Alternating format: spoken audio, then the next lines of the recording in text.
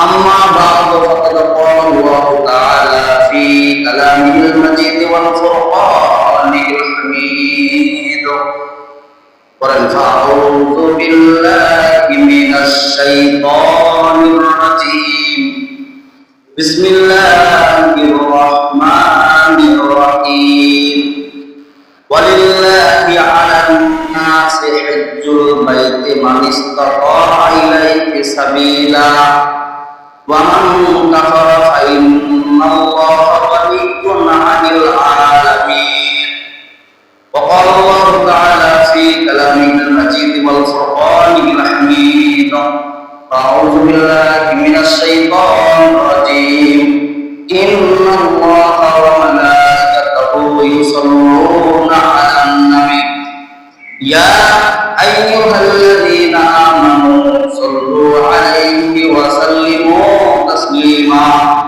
درود إبراهيم اللهم صل على محمد وعلى آل محمد كما صليت على إبراهيم وعلى آل إبراهيم إنك حميد مجيد اللهم بارك على محمد وعلى آل محمد كما باركت على إبراهيم وعلى آل إبراهيم إنك حميد مجيد اللهم صل على محمد وعلى آل محمد كما صليت على إبراهيم وعلى آل إبراهيم إنك حميد مجيد اللهم بارك على محمد وعلى آل محمد كما باركت على إبراهيم وعلى آل إبراهيم إنك حميد مجيد بلغ العلا بكماله كشف الهدى بكماله حسنت جميع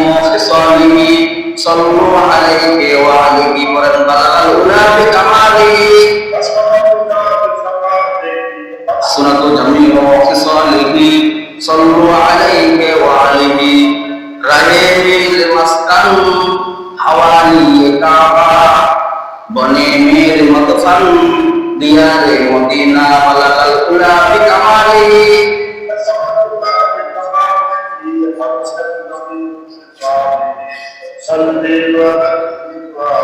ইমানের পথে অবিচল থেকে আমার মরণ যেন হয় রাসূলের পথে অবিচল থেকে আমার মরণ যেন হয় তোমারই কাছে মিনতি আমার তোমারই কাছে মিনতি আমার ও মহিম দয়া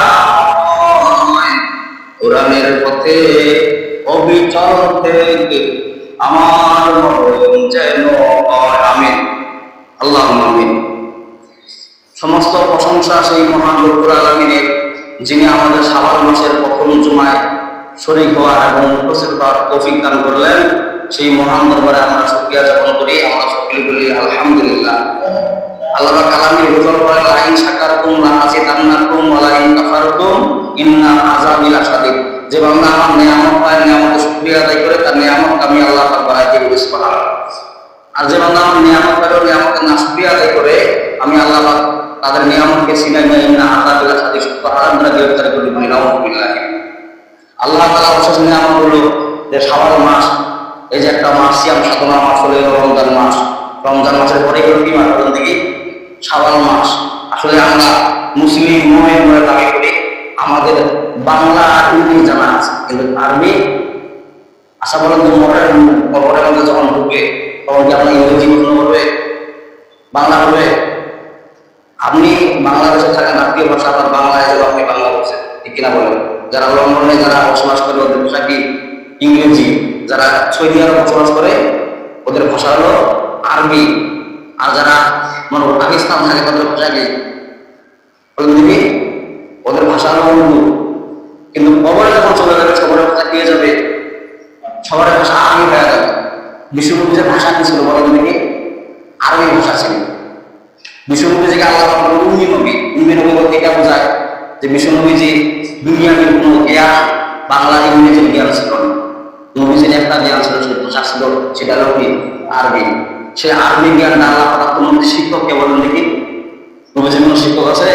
নাই। বলে যে আল্লাহ স্বয়ং নিজের নবীদের শিক্ষক। আল্লাহ তাআলা ওহী পাঠাচ্ছেন জিবরাইল মারফতে, জিবরাইলও জানে না আপনি কি পাঠাইছেন, ওনার দরকার। এমন বার্তা পাঠাই দিয়েছেন যে বার্তা জিবরাইলও জানে না, গোপনীয় বার্তা। যেমন মনে করেন যে আপনারা কোনো যে ডেলিভারি ম্যান, যেমন আমি কোনো একটা অর্ডার করেন অনলাইনে, তখন ডেলিভারি ম্যান আমাকে কিছু দেওয়া যায়, তো ও জানে না ভিতরে কি আছে, ও ওখান থেকে নিয়ে আসে আর মানুষের কাছে সেল করে যে অর্ডারটা ঠিক কিনা বলে, ও বলতে পারে না, ওনার কাছে জিজ্ঞাসা করাতে এর ব্যাগের ভিতর কি আছে বলতে পারে, ওদের কি যে আছে যতটা মাল দিবার টাইম আছে ঠিক কিনা বলেন, ও যতটা ডেলিভারি ম্যানের মাল আছে দেখার কি টাইম আছে, জিবরাইল আমিও বার্তা নিয়ে আসতেন আল্লাহ দরবার থেকে, নবীজির কাছে নিয়ে আসতেন, সেই বার্তা নবীজি এবং আল্লাহ জানেন, বলেন না সুবহানাল্লাহ।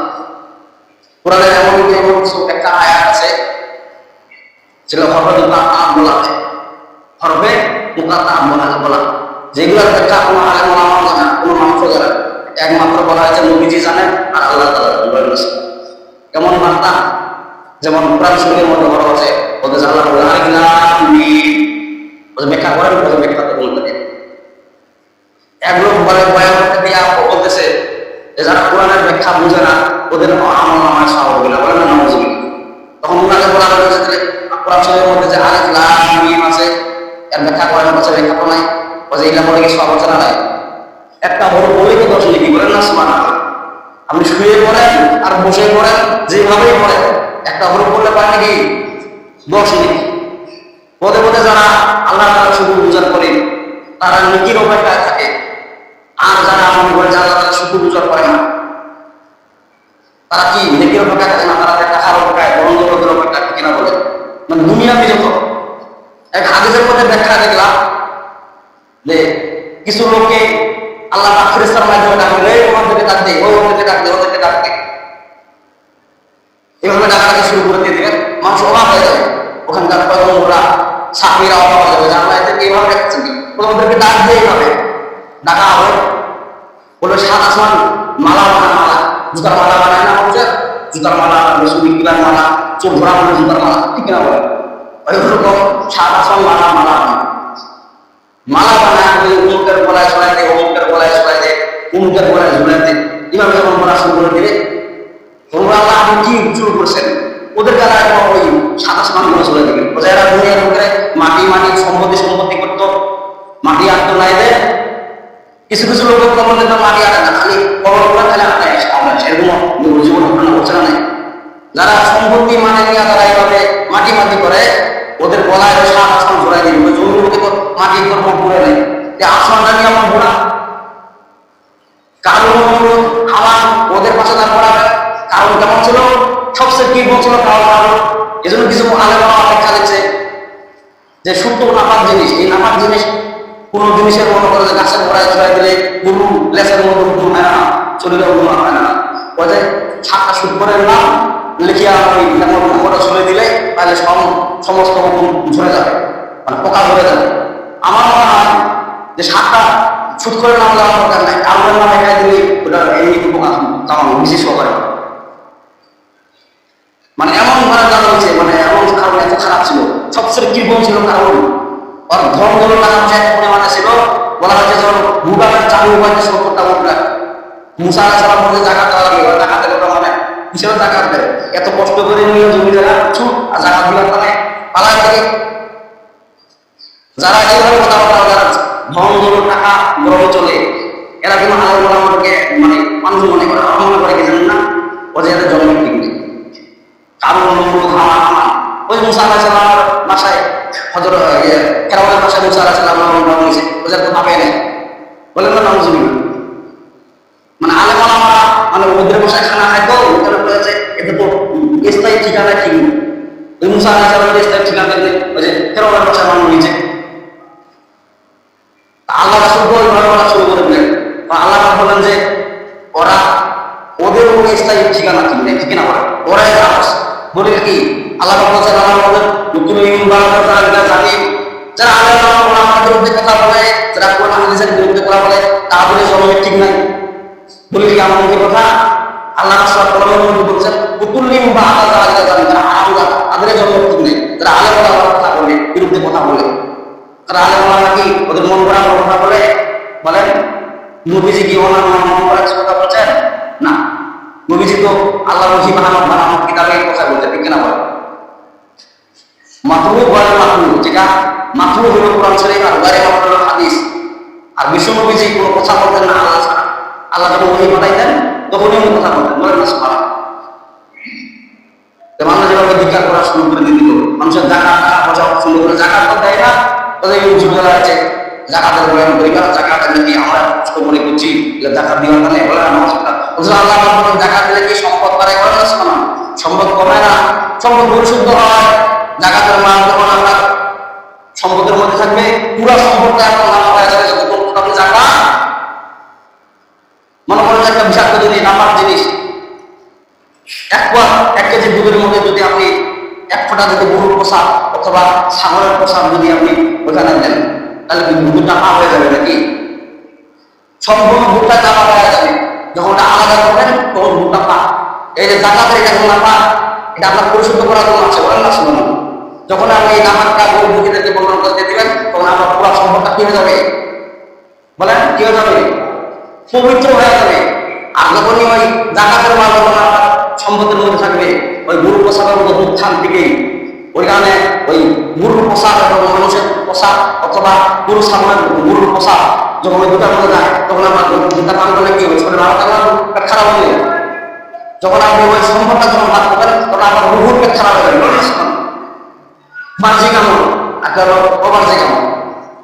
আপনি যখন জাকাতের মালটা যখন গরু দেখে বন্ধ করবেন না, পুরা সম্পদটা আপনার নামা হয়ে যাবে, কেমন নামা হয়ে যাবে, আপনার রুহুর পেট খারাপ হবে কি আমাদের দিন ডায়রিয়া বলছে কেন, ও দৌড়াদৌড়ি করছে, বলছে কেন, বলছে জাকাত ঠিক মতো দেয় নাই, জাকাতের মাল ভাগ করে খাওয়া ফেলেছি। তার মানে কি দুনিয়ার রোগের দুধের মধ্যে যদি প্রসাব পায়খানা পায় করে ওই দুধটা আপনি পান করলে কি হয়ে যায়, আমরা পুরা সম্পদটা পেট খারাপ হয়ে যায়। ওদিন কি আপনাদের দিন জাকাতের মালটা জাকাত করে গেছে, যারা জাকাত দেয় নাই যেমন তাদের রুহুর পেট খারাপ হয়ে যাবে, তাহলে দৌড়াদৌড়ি কাছে শুরু হয়ে যাবে। ইসলামের ফুটি কটা বলেন দেখি, ইসলামের ফুটি কটা? ইসলামের ফুটি হলো পাঁচটা। একটা হলো কি কালেমা, নামাজ, রোজা, তারপর কি পাঁচটা ফুটি ভিতর জাকাতের মালের বাইরে নাকি? আপনারা বলবেন কিন্তু পাঁচটা ফুটি কালেমা, নামাজ, রোজা, হজ, জাকাত। আপনি কালেমা পড়ছেন, নামাজ পড়লেন, রমজানের রোজা রাখলেন, তারপর কি সিরিয়াল কি যে আপনার টাকা আসা কত সম্পদ হয়েছে, আপনি মনে হয় বলে কোরআনের মধ্যে নাই নাকি? হজের কথা কোরআনে নাই, জাকাতের কথা, তো কেন জাকাত দেন না? যাদের অর্থ সম্পদ হয়েছে তাদেরকে হজ করা লাগবে, জাকাত দেওয়া লাগবে। সে হজের ব্যাপারে আল্লাহ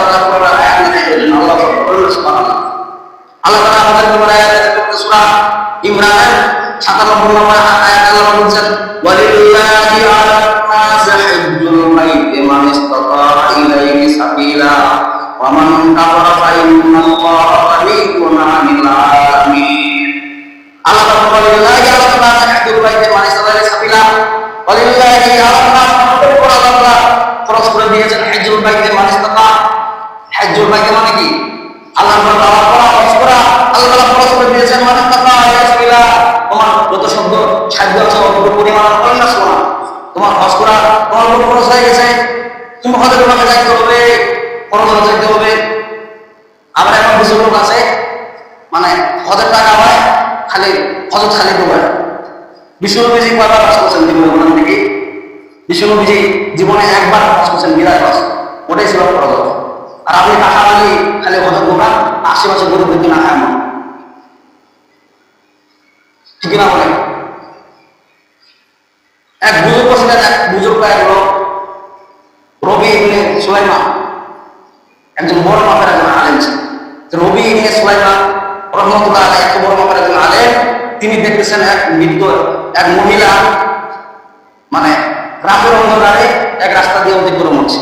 উনি বলতেছেন মহিলা পুরুষ মানুষ রাস্তার দ্বারা এখন এমন সময় হয়ে গেছে, মহিলা যাতে পুরুষের সাথে মহিলায় হাট বাজারে বেশি করে বলে না মানুষ। এটা হলো কি আমাদের আলাদা, পুরুষের সংখ্যা কমে যাবে, মহিলার সংখ্যা বাড়ে যাবে। আমার এক ভাই একটা কথা বলতো, আমার সালাতুল ভাই একটা কথা বলছিলেন, বলছে ভাইয়া একটা কথা বলি, কথাকে আপনি তো হুজুর মানুষ, কথাটা বলে আপনি অনুমান জানেন নাকি? আমি বলছি বলেন, কথাটা বলেন। ও বলতেছে রাস্তাঘাটে এত মেয়ে লোক পুরুষ লোক মহিলা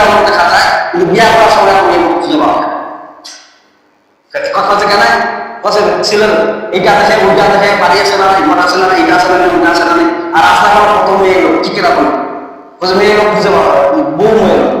আমি বললাম যে না, কথাটা তো ভালোই কথা বলছি। হ্যাঁ, চলুন বিভিন্ন সময় দেখেন কত রকমের কথা শুরু করে, কথাটা খারাপ হবে না, ভালোই কথা বলছে। তো ওরকম এত মহিলা মানে বাজারের মধ্যে নবীজি বলেন যে কিয়ামতের একটা আলামত যে মহিলারা বেশি হবে বাজারের মধ্যে।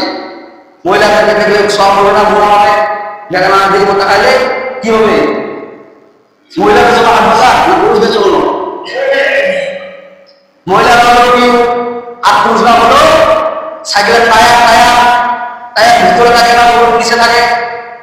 হ্যাঁ, টায়ার নিচে থাকে আর কেউ ভিতরে থাকে। কি হলো মহিলারা সবচেয়ে বেশি, ওরা সম্পদশালী জিনিস, ঠিক না বলে ওদের গোপনে থাকতে হবে। আর যখনই রাস্তাঘাটে চলাচল করে টায়ারের চেষ্টা আসে না নাই, টিউবটা যদি নিচে দেয়, টায়ারটা যদি ভিতরে দেয়, তাহলে ওই সাইকেল কি চলবে, ওই গাড়ি কি চলবে, যখন তখন বাস করা যাবে। এই যে মহিলারা যখন যত হাত মারতে যায়, তত পুরুষের সাথে চেষ্টা খায়, ওদিক কোনো মানে জেলা একটা পুরুষ বলা হয়েছে যে একটা পুরুষ চারজন পরিবারকে জানা নিয়ে যাবে। আমি নামাজ দেখাতে আমি আমার মনে তার মনে আমার জানা নিয়ে বলছে কেন, ওই যে বেপরদা চলছে কেন? এক নম্বর স্বামী, বড় ছেলে, পরিবারের মধ্যে যারা কর্তা থাকে তাদেরকে এরকম চারজন পুরুষের কথা বলা হয়েছে, ওদের চাকমার কাহিনী আছে একটা মনে। আপনি যত নামাজ রোজা দেখা করেন, আপনার স্ত্রী বেপরদা বাইরে চলার কারণে আপনাকে আমাদের ওই স্ত্রী আপনার জানা কাহিনী, আর বাকি কোনো আমাদের দরকার নেই।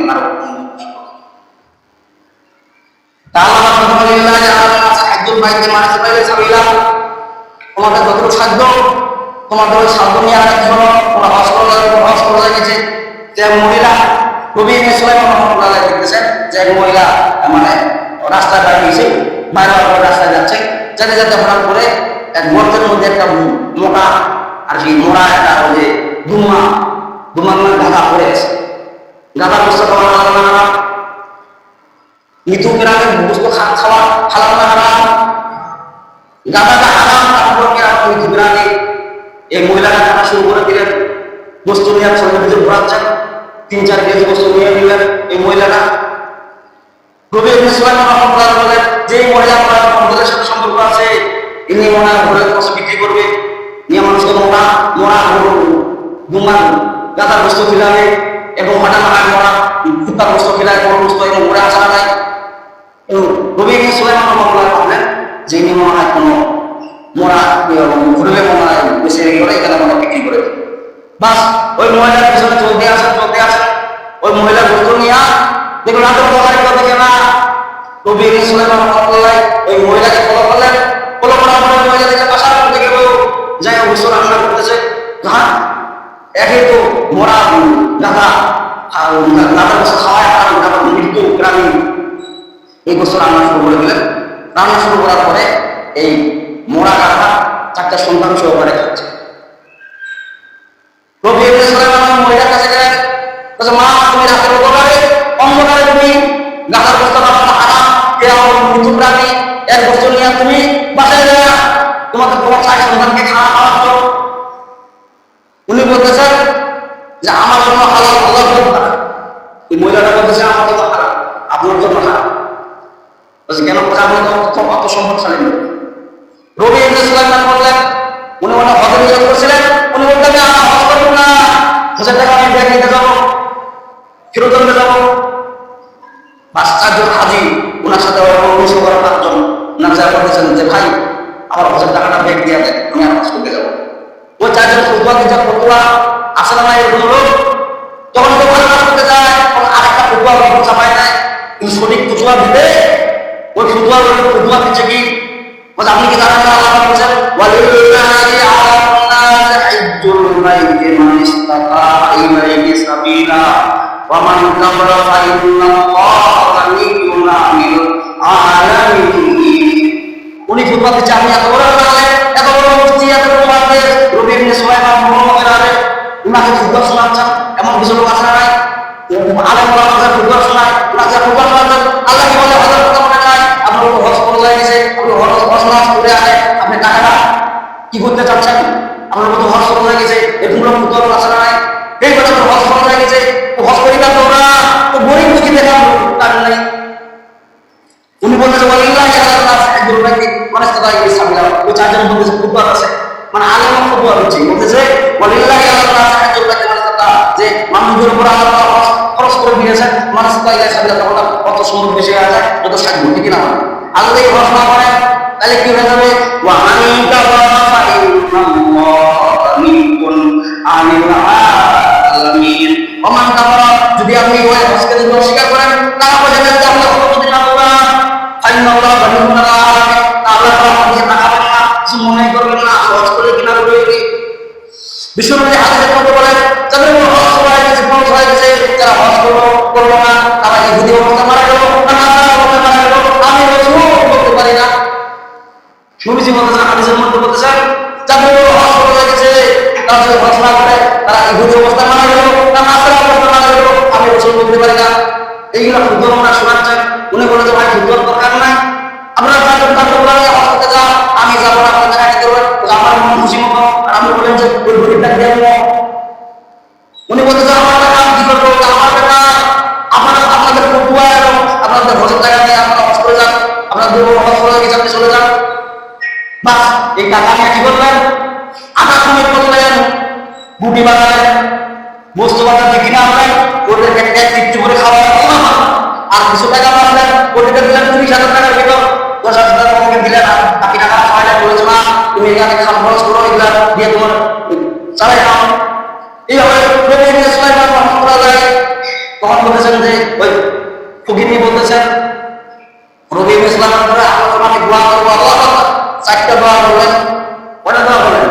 চারটা দোয়া করলেন। তার মধ্যে একটা দোয়া হলো যে আল্লাহ যতটা পরিমাণে আপনি আমাকে দান করেছেন তার থেকে বেশি জমা আল্লাহ করে দাঁড়ায় যায়, রবি ইসলাম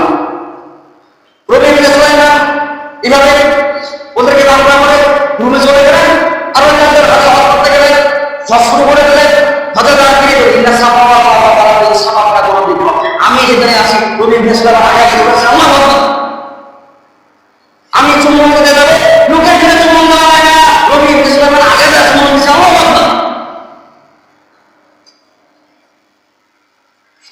মুসিবত তাওয়াফ করবে, আমার সাথে তাওয়াফ করবে, ওই চাচা ভাবি তাওয়াফ করবে না, আগে আছে তার আগে রবি ইবনে সুলাইমান আল্লাহু এত ভিড়ে তাওয়াফ করা যায় না, হচ্ছে না, ওই রবি ইবনে সুলাইমান তার আগে তাওয়াফ করছে, তাওয়াফ করার পরে একটা টুকরা বুদ্ধি টুকরা নিয়ে ওই চারজন হাজির ধারে ধারে চলে যায়, ভাই আপনাদের কাছে খবর দেখা হবে, এই টুকরাটা আমার মাথায় চলে গিয়ে আল্লাহ আকবার, বাস ওই চারজন হাজির হজ করার পরে ওনাকে ডাকতেছে রবি ইবনে সুলাইমান, রবি ইবনে সুলাইমান ভাই আপনাদের একটা বাপ্পা, আপনাদের একটা চিকার, বলছে কেন? কোথাও আপনি বলে হজ করতে যাবো না, ও তো যাওয়ার আগে আগে আপনি হজ করতে গেলেন, আমি পাশে চুম্বন দিতে যাবো, ছেলে মেয়ে যাবো চুম্বন দিয়ে দিলাম কথার মধ্যে, আল্লাহ ইন্না সাফা ওয়াল মারওয়াতা মিন শাআইরিল্লাহ আমান হাজ্জাল বাইতা ওয়া তামারা ফালা গুনাহা আলাইহি আন ইয়াতাওয়াফা বিহিমা ওয়া সাফা মারওয়া, সাফা ইব্রাহিম আলাইহিস সালাম হাজার হাজার লোক সাফা মারওয়া করতেছে, এই জন্য আপনি হাজারদের জন্য ওখানে সে সাফা মারওয়া করতেছেন, আমাদের আগে আমাদের নাম নেককারে বলেন না, বলবা বলেন না, ওই ইসলাম না ভাই হজ করতে চাই না, এটাই সব কথা, বলছে না আপনি হজ করতে গেছেন, আপনি কাকা আপনি শিকার আমাদেরকে খানা দিয়ে আমরা আগে করেছেন, আর বলতে হজ করতে যাবো না। রবি ইসলাম রহমতুল্লাহ আলাইহি উনি ভাবেন কান্না শুরু করে দিলেন যে আল্লাহ কেমন লীলা খেলা আমাদের চাকরি বন্ধ করতেছে, মা সময় ঘুমায় গেলেন, বিশ্বনবী ওনার কাছে চলে আসলেন, আল্লাহু আকবার, নবীজি কি বলেন হায়াত নবী নবীজি কবরের মধ্যে জিন্দা আছেন, সেই নবীজি ওনার কাছে চলে আসবেন, বলতেছেন নবীজি বলতেছেন ওনাকে বলতেছেন, হে রবি ইবনে সুলাইমান তুমি হজের টাকাটা ওই হজ করতে না করে আনে তখন করে বুকে কি তুমি না করছিলা, দান করা তোমার আর করতে এবং ফেরেশতা বানায় হজ করে নিয়েছেন, বলেন না সুবহানাল্লাহ, খালি হজ করেন নাই, যত হাজি হজ করেছে সবার হজ আল্লাহ তোমার মধ্যে কবুল করে নিয়েছেন। আর বিশ্বনবীজি একবার হজ করছেন ফরজ হজ, আর আপনি একবার হজ করুন, খালি প্রতি বছরে বছর হজের জন্য করা, আর আসার জন্য না খায় বোঝায়, ওই রবি ইবনে সুলাইমান আছে তার বেশি বোঝায়, কথা কি খারাপ বলুন, রবি ইবনে সুলাইমান আছে আপনি বেশি বোঝেন, যার কারণে কি আবার ভক্ত সম্পর্ক খাওয়ালে আপনি হজ করতে পারেন, ও নীল মাহরম করে হইল এমন লোক আছে না। আসসালামু আলাইকুম ওয়া রাহমাতুল্লাহি ওয়া বারাকাতুহু। ইন্নাল হামদালিল্লাহ নাহমাদুহু ওয়া নাস্তাঈনুহু ওয়া নাস্তাগফিরুহু ونعوذ بالله من شرور أنفسنا ومن